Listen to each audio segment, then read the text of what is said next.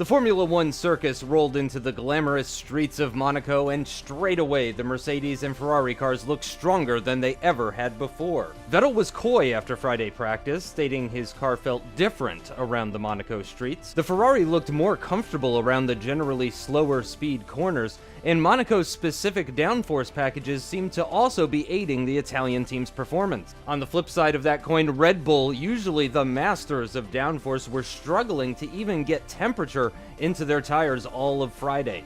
This gave the Renault cars some confidence that they could finally score their first points in a season that they thought would be their breakthrough year. But ahead of qualifying, everybody knows that Monaco is all about the driver and their confidence around the lap, giving the top drivers the chance to make the difference for their team.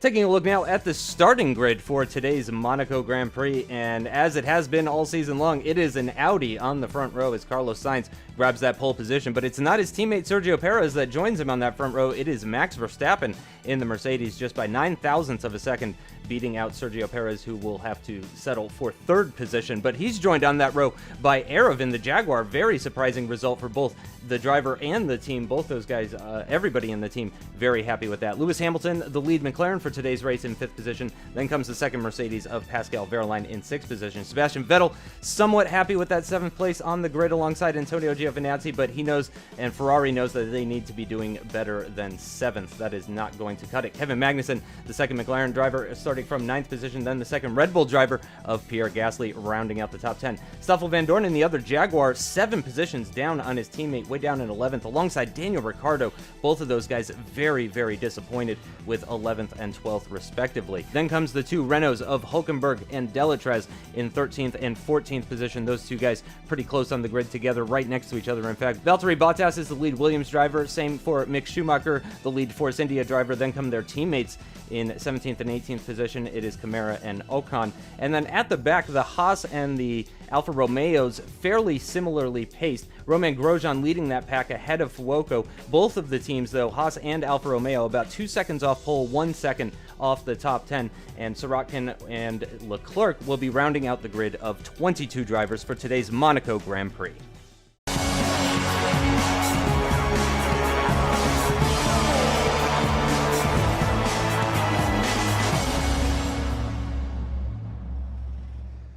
What's going on, guys? Aarava here, and welcome back to my F1 MyDriver career mode, episode number 5 today for the Monaco Grand Prix. Actually, a bit of a soaking Monaco Grand Prix, because we kick things off here as we get underway for the formation lap on intermediates for the entire grid. So, slippery conditions to start off with, and then the forecast looks to be getting dry towards the end of the race. So, it should be a thrilling one nonetheless, especially this first stint. I don't really know how these cars are going to handle around a damp Monaco. I've only done practice in the dry, qualifying was in the dry, so a bit of an unknown for all the teams, really. But either way, Monaco is the jewel in the Formula 1 calendar, and it always is very, very thrilling. As soon as you get in the zone of this track, the laps just fly by. So looking forward to this one, and also from P4 on the grid, looking very much forward to hopefully a good result from the second row. So let's get into this, because we're setting our eyes now on those 5 red lights for the Monaco Grand Prix, round number 5 of this 2019 Formula 1 season. 5 red lights are out, and we're underway, and it is a very, very decent start for us, and we overtake Sergio Perez in third gear, squirming around a little bit, but we get the traction down,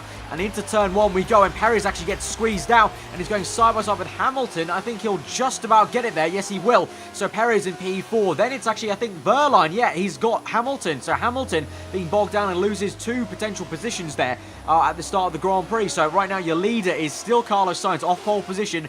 Did not bottle it like his teammate just did for P4. Then comes Verstappen right behind. You can already see Verstappen's already getting away from me, and it's actually right on the back, right up the gearbox of Sainz. So he's looking very, very punchy indeed this race. But we move on to lap 2, and the action is not actually with us. It's here with Hamilton, who's losing more time to Wehrlein. You can see he's right up the back of Sergio Perez, and this is Vettel with a brilliant start to the Grand Prix, looking confident right behind Hamilton. Into mirror, but they go. Oh my God! What on earth has happened there for Hamilton? Hamilton's gone straight on.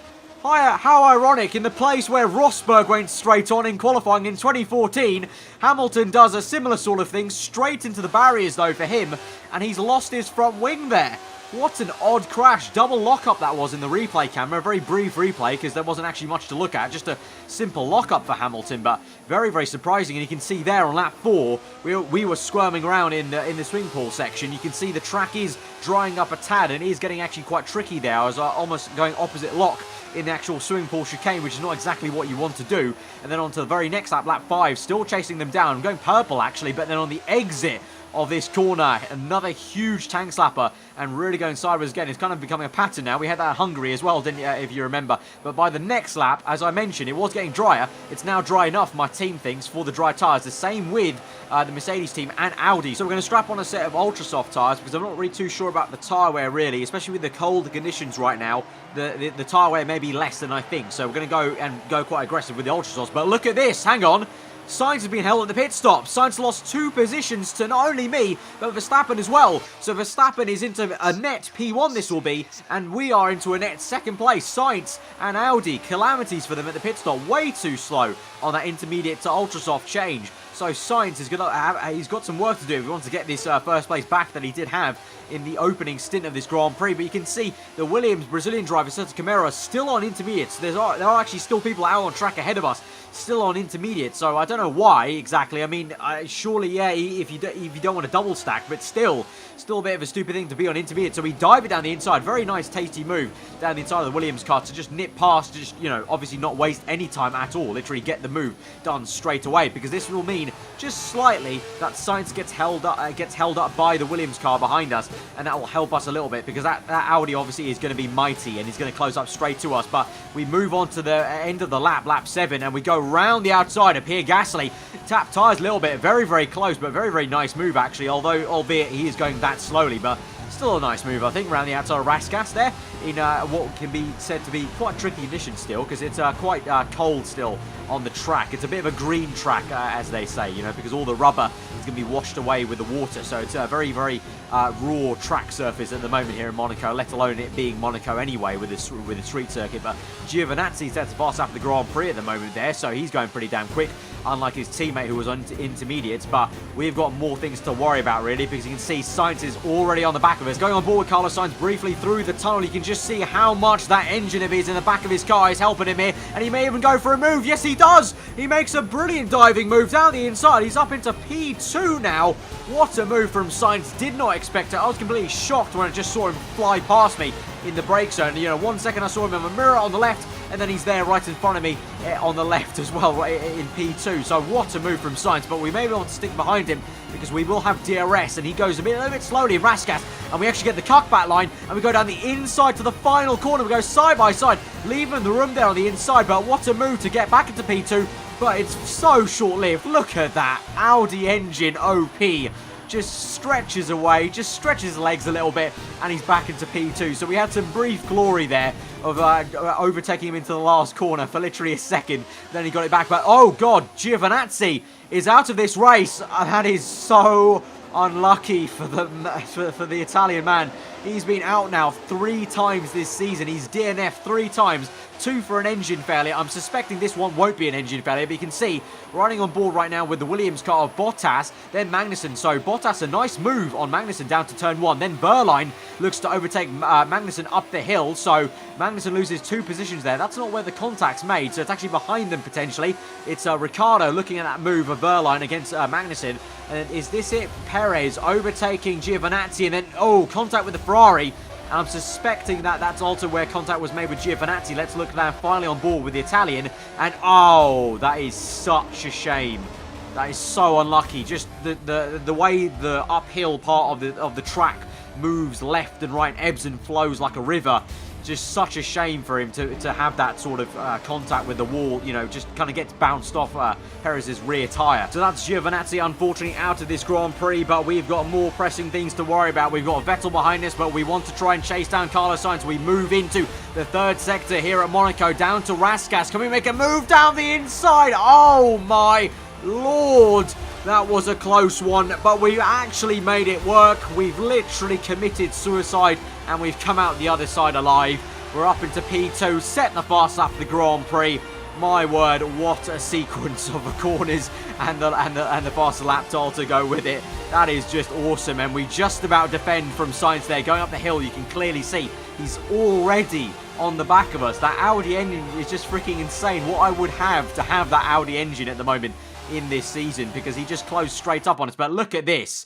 We go back on a replay just to emphasize how close of a move this was. Look at this gap that I'm trying to go for. They say, you know, the famous words of Senna, you no longer go for a gap, you're no longer a racing driver. That was like the smallest gap I've ever witnessed in an F1 game to go for. And there's another panning shot from the off-board camera. What a move. It probably I think that's my favourite and probably best move I made on F1 2016, the game as a whole, including the vanilla career mode and then MyDriver career mode. What an insane stuff there. But we move on to lap 10, and we've got to do for some more defending from Carlos Sainz, and we successfully just about keep it down the inside. We took the inside line this time, didn't allow Sainz to dive bomb us, so we're still in P2. We've kept Sainz at bay there in P3, and also you would have seen briefly, just right behind him was also Vettel as well, so we're going to try and defend from two drivers really, technically. But moving on to the very next lap, Sainz has another pop through the tunnel. He's going to make an even better move now around the outside, and this time he gets it alongside us, so I have to leave him this space there. He had enough of his car there alongside, but we're going side by side still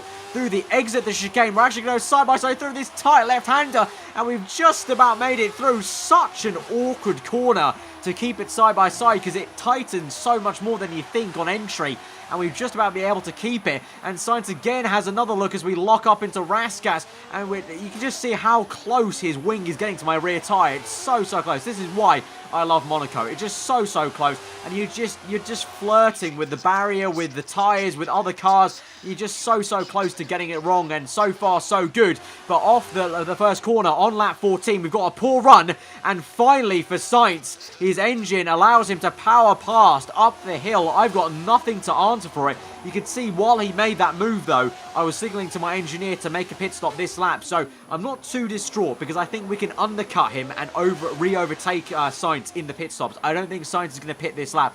I definitely am, because my tyres are going off. I could already feel it into turn 1. That grip level just wasn't there for me, so we're going to come in at the end of this lap, lap 14. Sainz won't. I bet you he won't. So we're going to try and get an undercut basically on him. And yes, he doesn't. And I think Vettel's also going to stay out. Yes, he does. So we're the only one to come in on this lap. So we're going to strap on a set of super soft tyres.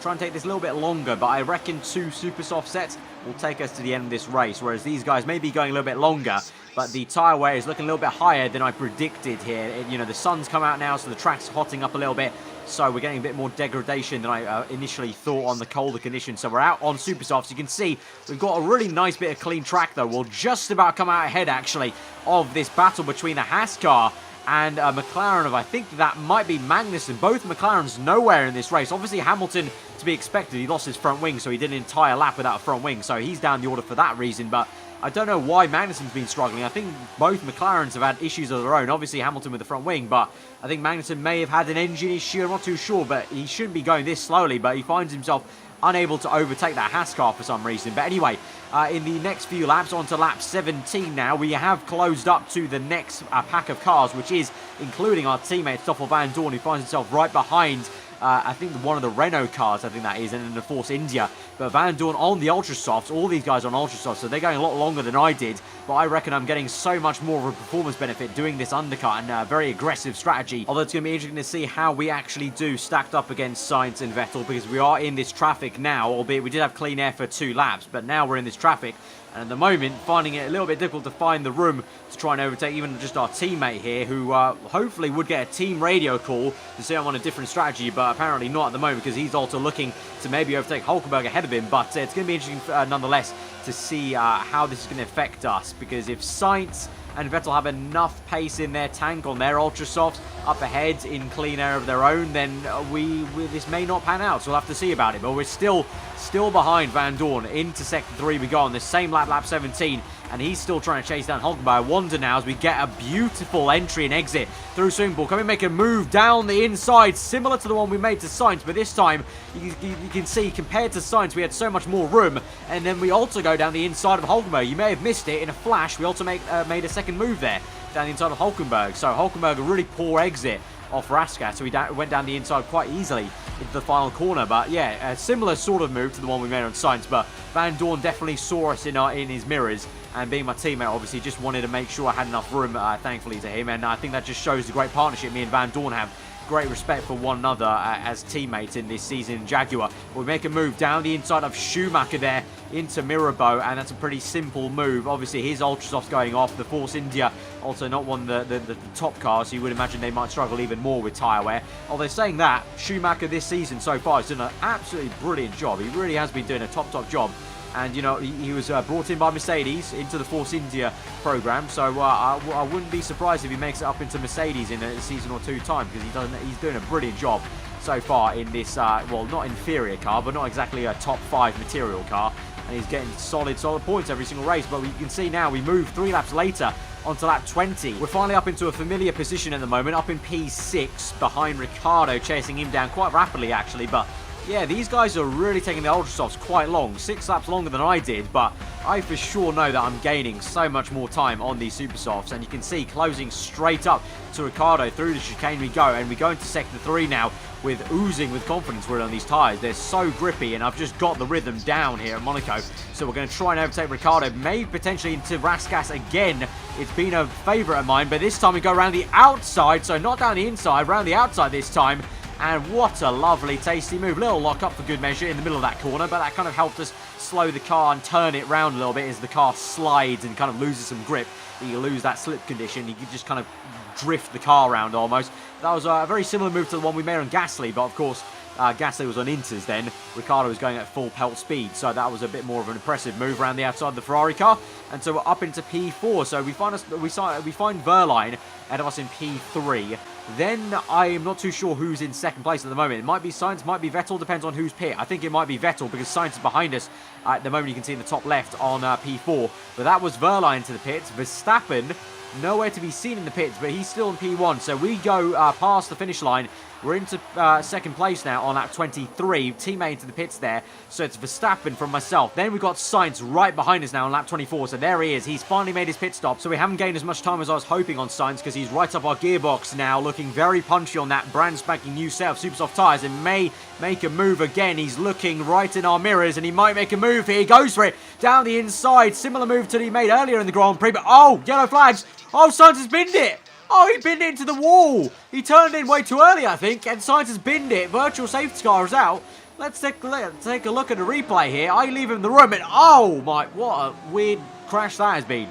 Sainz hit the wall, then hit me, and then broke his wheel, I think. Let's look at the onboard and confirm this for you. So down the inside it goes. Brilliant under braking. Such confidence there. But look at this. He has all the space in the world on the right. You can't even see my car. And yet he turns in way too early and just completely shreds his suspension and tyre off on the left there by just hitting the wall. And then has a little bit of a ping pong match with my rear tyre. But he had so much room. I gave him so much room because I saw him go down the inside. So of course I'm going to respect that he's made that move.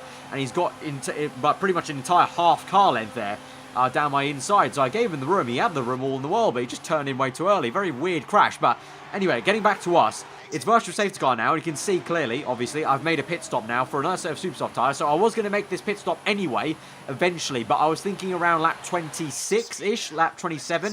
But I thought, under the virtual safety car, perfect time to do it. You know, I learned from my past.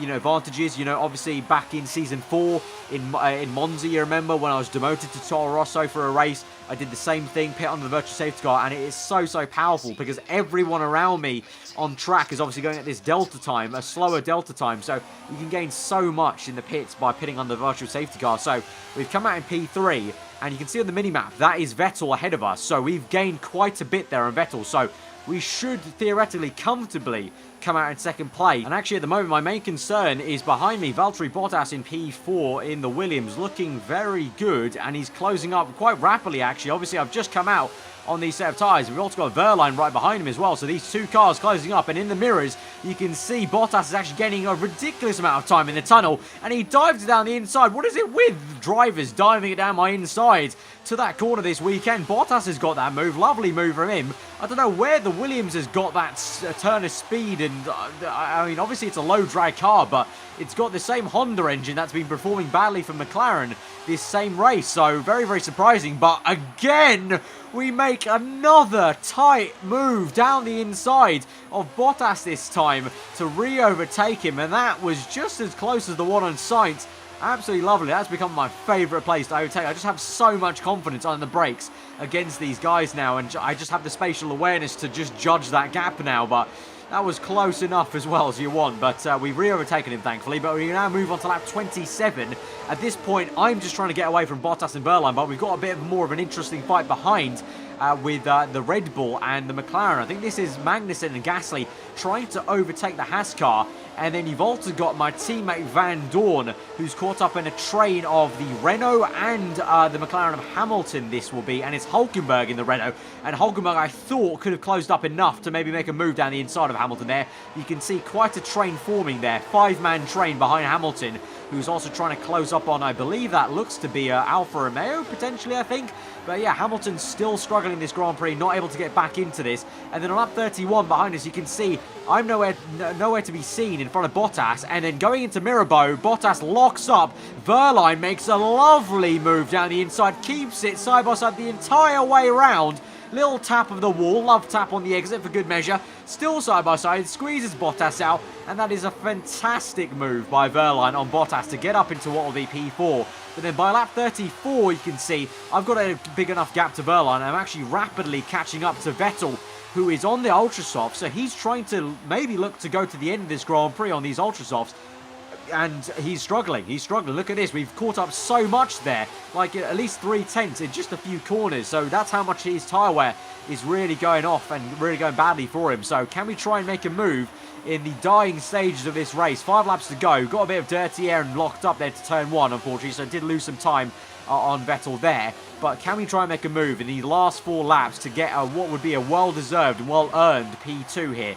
But either way, Vettel also could be happy with this position. I mean, his Ferrari's been nowhere near here for the entire season, really. But going into Raskas, we close up even more. And this time, I've got DRS, and I'm not going to try and fluff it up into turn 1. So we don't actually get the speed on Vettel. Look at that. The Ferrari engine actually has enough oomph to stay ahead of me. But into turn 1, this time we don't lock up on both tyres. And we actually keep a nice tight line. But up the hill, again, the Ferrari engine helps Vettel pull away from me, so I need to try and maybe make this move into Sector 2 or Sector 3, where I've made all my favourite moves, basically. And here we are, going to Sector 3 now, sweeping through the swing pool section. Lovely. I love that camera shot. I love that camera shot on Monaco, but here we go. Closing up off the chicane. Can we make a move? No, not this time. We're going to keep it through, and Vettel will actually make a pit stop. No, he will make a late pit stop for, I'm guessing, a set of Ultra Softs, but no, Vettel can't take it to the end, so I was disappointed we couldn't make a move into Raskas there. We had to kind of back off, but Vettel makes a late pit stop, so we are up into P2.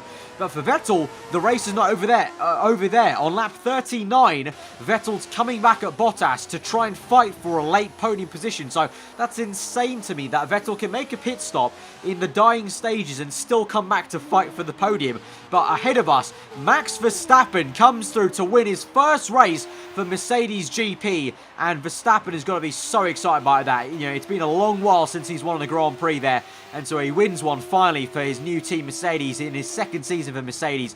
He's got a little bit lucky, not going to lie, with Sainz crashing out. I think probably Sainz could have fought him for first place there.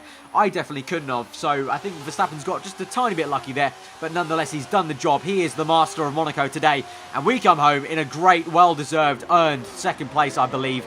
I mean, it would have been maybe third in hindsight if Sainz hadn't crashed out, but I still think we've earned that quite a lot. In the dying stages, going back to this fight, Vettel, so close. How much would the Ferrari fans be loving this? Just trying to egg on Vettel to try and overtake Bottas, but it's not going to be. And Bottas will earn himself such an amazing podium here at Monaco. Third place for him. Vettel comes home for fourth place there. So there you go. There's the top 12. We've got Vettel fourth, as I mentioned. Ricciardo comes up in fifth. So a great race for Ferrari, actually, to come back. We said in practice, Ferrari looked better, and they get a 4-5. So well deserved there. Mick Schumacher, as I mentioned, doing wonders there. P6, that guy, he's going places. P6, fantastic job. My teammate in 7th place. Perez comes home in 8th after a very poor first sit. We actually didn't really see Perez. I don't actually know what happened to him. He just sort of bogged down, and just the downforce of the Audi just wasn't there. Obviously, they have a good engine, but the downforce just isn't there, and he just dropped off. And then you can see there DNF for Carlos Sainz and Antonio Giovinazzi, and also Delatraz in the Renault. Poor race for Lewis Hamilton. No points off that front wing break off, and Gasly no points as well. So a no point scoring race for Red Bull. So very, very bad race for Red Bull. On the flip side, Ferrari, great one. Great return to some good, solid points. But in the Drivers' Championship, all this means is I actually take the lead of the Drivers' Championship. Very surprising. I was very, very surprised to see this. By 3 points to Sainz, who obviously got 0 points to my 18. Wehrlein in 3rd. Vandoorne still hangs on to 4th place just about, but Verstappen shoots up with 5th place with 51 points now, ahead of Hamilton, who scores nothing with 49 there in P6. Perez P7 now. Magnussen P8. Bottas in a great 9th place. Giovinazzi moving down a little bit to 10th, and Vettel climbing up to 11th place. Schumacher, as I mentioned already, very, very impressive that he's still in the top 12 in terms of points. 16 points to his name in a Force Indy car. That is really great. But yeah, very, very surprised that we're in P1. But that just shows the consistency we've had so far. You know, we've only had, I think, 2 podiums, so far this season. Correct me if I'm wrong. And yeah, we're leading by 3 points. It's still very, very close. The top 6 are like separated by only like 10 points or something like that. Very, very crazy. Very, very, very awesome. That's actually 5 different winners in 5 different races in the first 5 races. That's insane. Absolutely insane 2019 season start for MyDriver. And here you can see, because of the consistency of both me and Vandoorne, Jaguar actually lead the constructors by 111 points to Mercedes 105. So that's going to be so appalling for Audi. To say that they've definitely got the best car on the grid, no shadow of a doubt. Best engine, and they're only 3rd, 99 points. The reliability and also just some mistakes by the drivers and the teams have been costing them. They need to pick up the pace if they actually want to try and challenge for a constructors that they definitely thought, the entire paddock thought, they'd be fighting for this season. So 3rd place for them, McLaren 4th, and Red Bull and Ferrari now back level on points, 32 points apiece. But guys, if you have enjoyed that thrilling Monaco race and have enjoyed the season so far, then smash that like button. As I mentioned, 5 different winnings for the first 5 races. So I think that deserves a like button. I just want to say a huge thank you for the support on this series so far. This season particularly, it's been amazing. I think every single episode, near enough, has got 2,000 likes on it, which is absolutely awesome. I love reading through the comments, you know, you guys saying it makes your Friday and stuff like that. It's just absolutely awesome. It's heartwarming for me to see that I can make such an impact for you guys to, you know, spark up your day on a Friday. At the end of the week, you know, I don't know, if you're old enough, crack open a beer or whatever and enjoy MyDriver, or, you know, whatever, crack open a soft drink and enjoy MyDriver, something like that. I don't know. You guys are just so awesome to me in the comments, and also on Twitter. The hype is just awesome every single time before a race video goes live. Just insane. So thank you guys so much as ever for the support. So hit that like button if you did enjoy this one as well. Let me know what you thought about this one in the comments below. If you're around here, then do subscribe for weekly F1 content. I've been over. Home choice for the day, and I'll see you guys next time.